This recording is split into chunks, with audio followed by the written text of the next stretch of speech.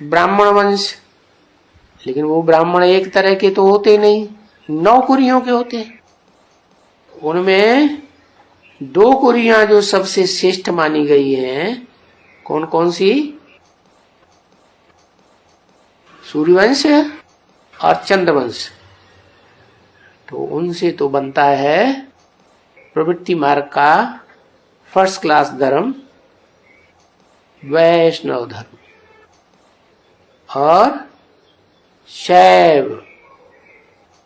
बाकी जो ब्राह्मण हैं और कम कुरियों वाले जो बनते हैं ब्रह्मा के द्वारा, आखिरी ब्रह्मा से, वो फिर दूसरे दूसरे धर्मों में कन्वर्ट होते रहते हैं। तो बताया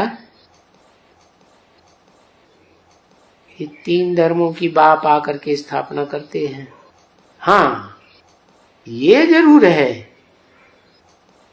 कि स्थापनाएं समझिए यज्ञ में विघ्न जरूर पड़ते हैं। अबलाओं के ऊपर बड़े अत्याचार होते हैं। क्या क्यों होते हैं अत्याचार? है? क्योंकि भगवान जब आते हैं तो जो पार्ट बजाते हैं इस सृष्टि में रह करके, दुनिया की दृष्टि में तो लगता है कि बड़ा गंदा है, गंदा पार्ट बजाता है, लेकिन आत्मिक दृष्टि से देखा जाए तो बिल्कुल उपराम रहता है। तो वो दुनिया को पता नहीं। तो जब ये बात संसार में कलंकीधर अवतार के रूप में कलंक लगते हैं, तो जो सत्संग में जाने वाली माताएं हैं उनके ऊपर उनके पति लोग रिस्ट्रिक्शन लगाए देते हैं, रोक लगाए देते हैं, तुमको उधर नहीं जाना है। इतनी गंदी संस्था है, वहां तो जाना ही नहीं है। तो बड़े अत्याचार होते हैं उन माताओं का, क्योंकि वो छोड़ तो सकती नहीं। माताओं में भावना तो पक्की होती है, पुरुषों में तो इतनी भावना होती नहीं। तो फिर वो छोड़ नहीं सकती, चोरी छुपे जाती रहती है, और चोरी पकड़ी जाती है तो फिर उनकी मार पिटाई करते हैं। तो ये असुरों के विघ्न जरूर पड़ते हैं। पहले भी इस यज्ञ में असुरों के विघ्न पड़े थे, 7-7 तालों के अंदर पकड़ पकड़ करके बंद कर दिया।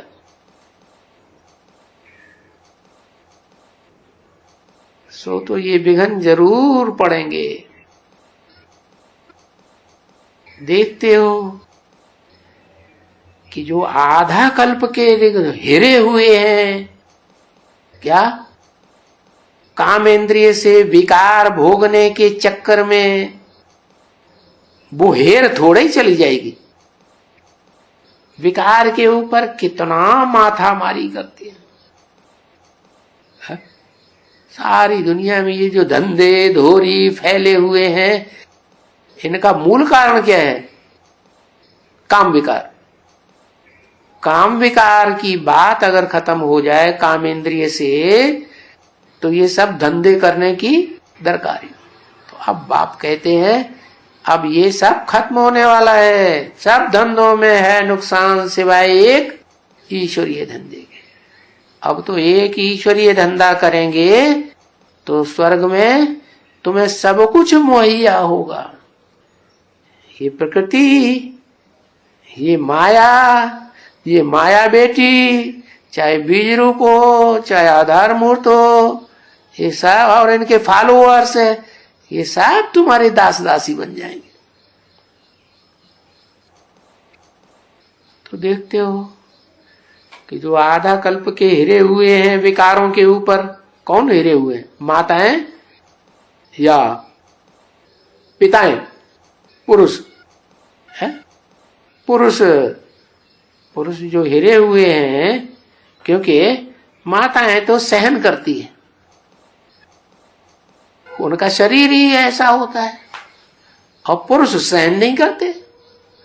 उनके पास पुरुषों को डंडा दिया हुआ है, तो मारा मार ऐसी जो जबरदस्ती करते हैं, तो वो हिर जाते हैं पुरुष जन्म लेकर के।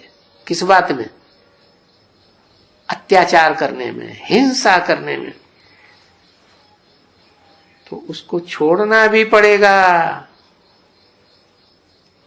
क्या? और विघ्न तो वो जरूर पड़ेंगे,